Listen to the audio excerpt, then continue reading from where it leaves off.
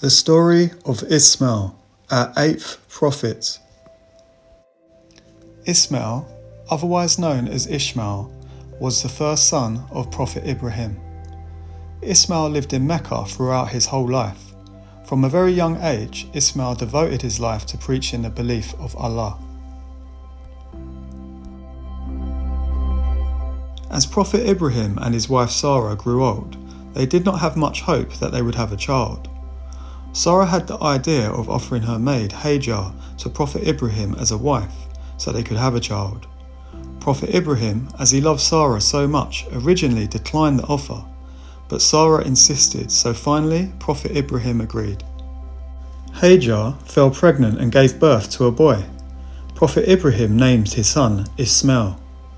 Tensions became apparent in the household of Prophet Ibrahim between Sarah and Hajar. Prophet Ibrahim one day decided to leave the house along with Hajar and his son Ismail. They left and went on a very long journey until they reached a valley in a dry and barren land. There was no plants, trees, water, people, or signs of life anywhere. Prophet Ibrahim left Hajar with a small amount of food and water. He then departed, leaving them all alone. Hajar, upon seeing Prophet Ibrahim leaving them, pleaded for him to come back, but it made no difference to Prophet Ibrahim. Hajar had now realized that he had been commanded by Allah. Hajar said to Prophet Ibrahim, "Do not worry, we are not going to be lost, since Allah that commanded you is with us." Prophet Ibrahim continued walking away. He was very sad to leave them alone. Very soon, Hajar and her baby Ismail had used up all the food and water that had been left to them. Hajar and Ismail became very thirsty. Her baby began to cry. Hajar became extremely distressed. In Hajar's desperation to find anyone nearby, she ran up a hill called Al-Marwa, but she could not see anybody. Hajar frantically ran to another hill called Al-Safa. Again, she looked around, hoping to see somebody, but she could not see anyone from there. Hajar was now frantic and she began to run back and forth between Mount Marwa and Mount Safa. She did this 7 times. When she reached the top of Mount Marwa the 7th time, she was very tired. She then heard a voice. She looked around but could not see anybody. She listened carefully. She then heard the voice for a 2nd time. Again, she could not see anybody.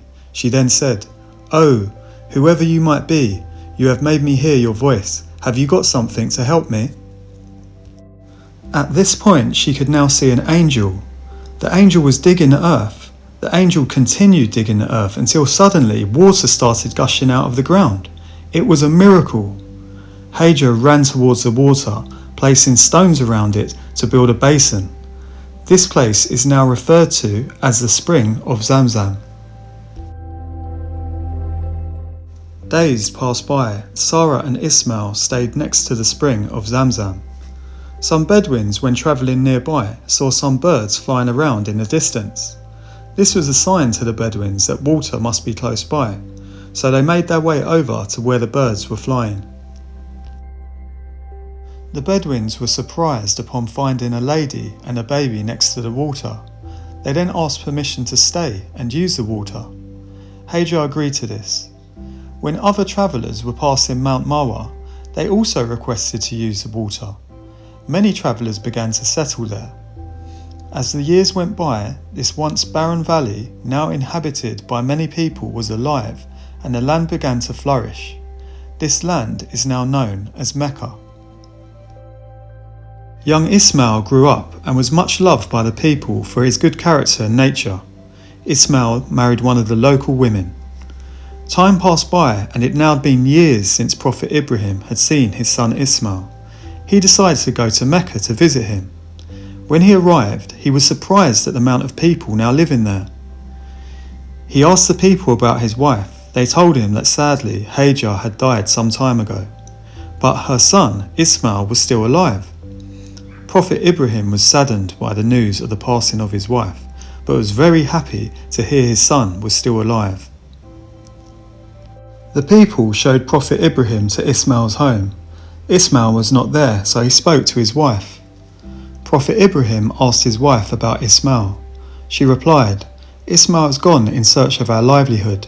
Then he asked her about our way of living and our condition, and she replied, "We're living in misery, we're living in hardship and destitution," complaining to him.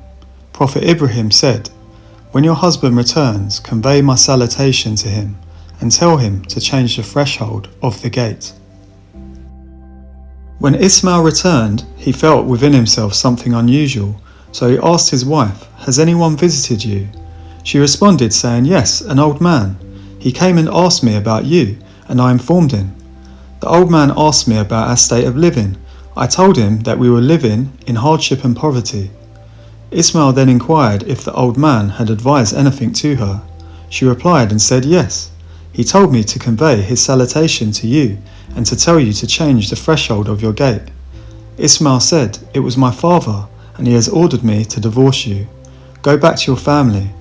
So Ismail divorced her and married another woman from among the people. Prophet Ibrahim then stayed away for some time. He then returned back to Mecca to see his son. Again he went to the home of Ismail, only to find he was not there. So Prophet Ibrahim spoke to his new wife, asking her about how they were getting on, their sustenance and their living. She replied, "We are prosperous and well off." She then thanked Allah. Prophet Ibrahim asked about what kind of food do they eat. She said, "Meat." He said, "What do you drink?" She said, "Water." So Prophet Ibrahim said, "O Allah, bless their meat and water."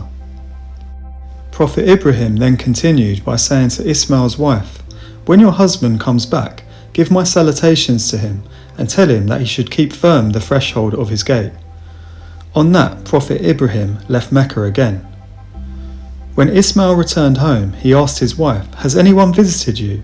She replied, "Yes, an old man came to me and asked about you, and I informed him. He asked about our state of living, and I told him of our good condition." Ismail inquired if he had advised anything else. She said, "Yes. He told me to give his salutations to you and that you should keep firm the threshold of your gate." Ismail then said to her, "It was my father, and you are the threshold. He has ordered me to keep you with me." One day, Prophet Ibrahim returned once more to Mecca to visit his son. This time, when the news of the Prophet's arrival reached Ismail, he ran as fast as he could to greet his father. He had been waiting to meet his father for a very long time. They hugged each other and they were very happy to be with each other.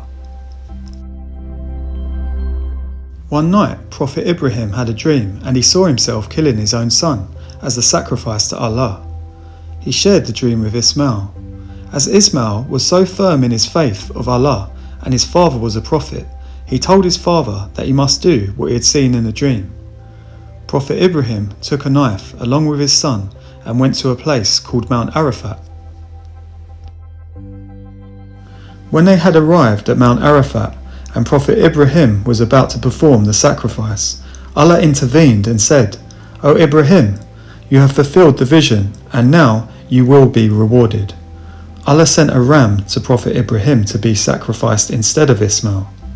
They slaughtered the ram and they, along with all the people, had a big celebration praising Allah. Ismail had now joined his father, preaching to many people and spreading the word of Allah. One night, Prophet Ibrahim had another dream. Allah had instructed him to build a house, so he shared the dream with Ismail. Allah had instructed him to build a house, what we now know today to be the Kaaba. Again, Ismail, so firm in his faith, told his father that he must do what Allah has commanded, so together they began to build the house. As they built the Kaaba, they repeated the words, "O our Lord, accept this service from us. Verily, you are the all-hearer, the knower." When the foundation of the Kaaba and the corners had been completed, Prophet Ibrahim asked Ismail to find the best stone to lay in one of the corners. Ismail, although very tired, set off to find a suitable stone. Suddenly, the angel Jibril, otherwise known as Angel Gabriel, appeared before Prophet Ibrahim, giving him a black stone. Angel Jibril told him that Prophet Adam, when he was originally sent to earth, had brought the stone down from paradise. Jibril explained that the stone used to be a milky white, but due to the sins of man it had turned black. Ishmael returned and asked his father about the stone. His father told him that the stone is from someone who never gets tired. They set the stone into the Kaaba, completing the building.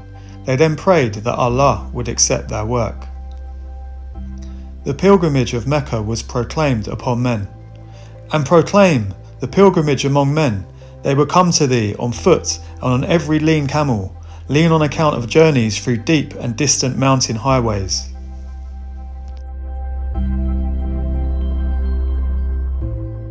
Prophet Ismail continued spreading the word of Allah, and Allah was very pleased with him.